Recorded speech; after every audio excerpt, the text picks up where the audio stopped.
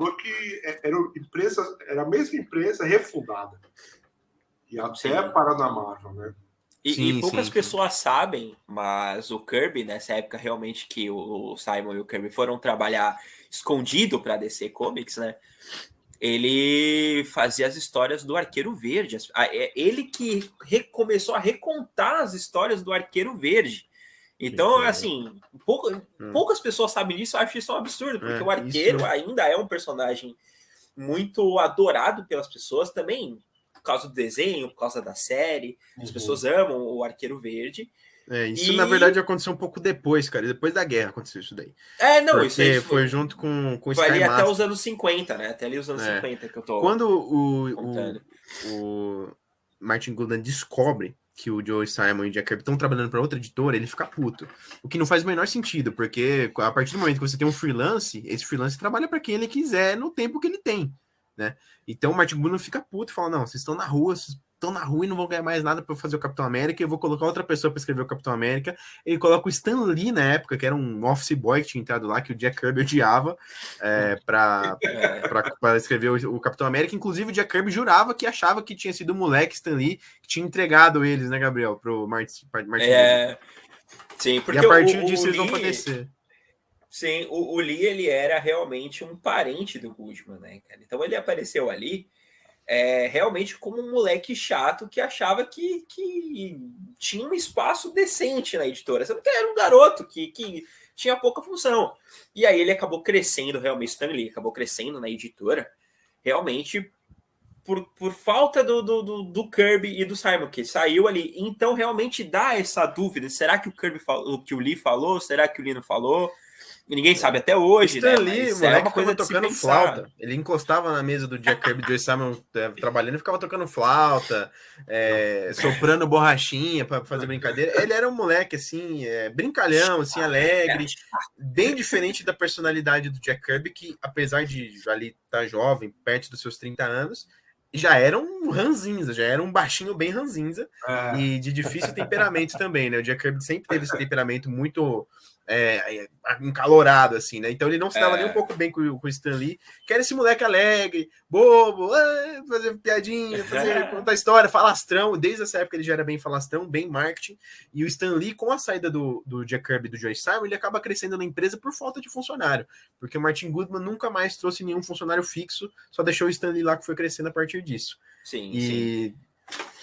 E acabando a guerra, é importante a gente dizer, acho que é muito importante, na verdade, a gente dizer que houve ali uma queda muito forte do mundo dos quadrinhos, né? Do mundo dos quadrinhos. E das vendas, principalmente do Capitão, né? Exato. Não, o Capitão América. Não, o Capitão América, ele sofreu muito com isso, tanto que teve algumas histórias do Capitão América, mas logo elas foram canceladas, logo foram descartadas. O Batman sofreu com isso, o Super-Homem principalmente sofreu com isso, porque eram heróis que aumentavam esse patriotismo, né? Aí depois da guerra isso já não era mais necessário. Então o mundo dos quadrinhos de super-herói, de aventura, já voltaram a ficar em queda e ninguém mais precisava disso. E o Kirby gostava de fazer isso, né?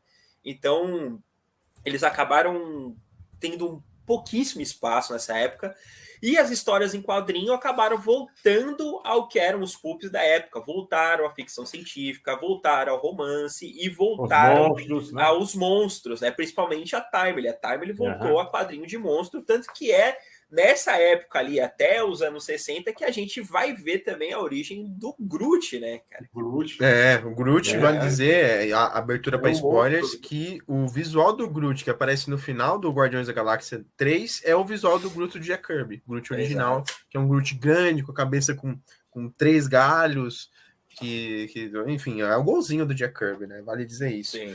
O Jack Kirby, ele, depois da guerra, ele vai para DC Comics, afinal ele perdeu qualquer credibilidade com o Martin Goodman, tinha aquela coisa do Stan Lee lá, o Jack Kirby jurava que se encontrasse de novo o Stan Lee, ele ia matar o Stan Lee.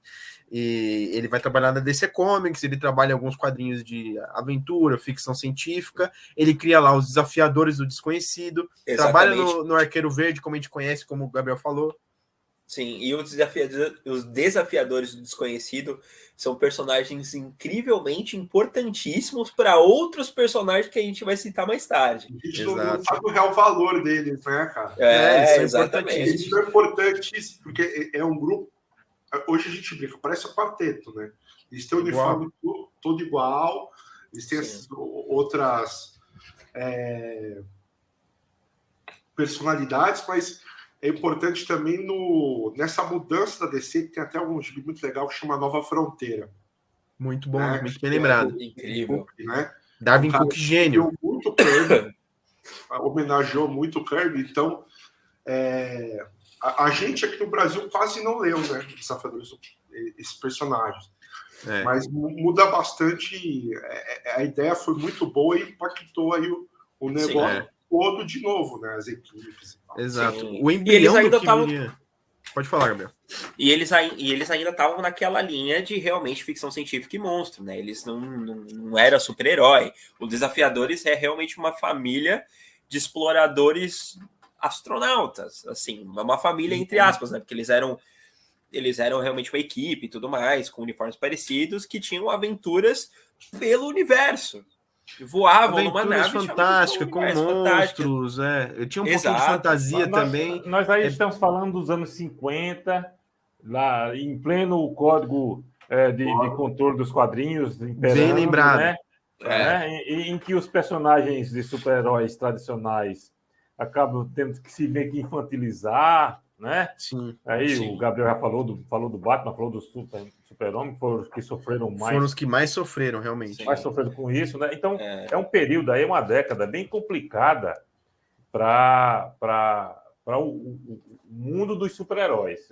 Você vê que o Kirby já está atuando numa outra linha, um outro segmento dentro dos quadrinhos, né? Mas nada muito fantasia de super-herói, né?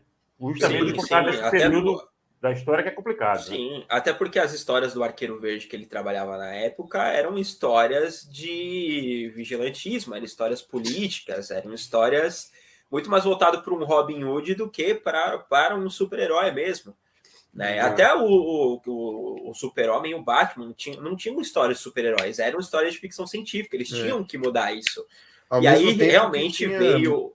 Muito absurdo, né? O Arqueiro Verde, aquele negócio do Arqueiro Verde tem um carro que é uma flecha. Esse Arqueiro Verde que de vez em quando aparece, sabe? Sorrindo, com uma peninha vermelha no chapéu, que tem flecha de bomba, luva de boxe. Esse é o Arqueiro Verde do Jack Kirby.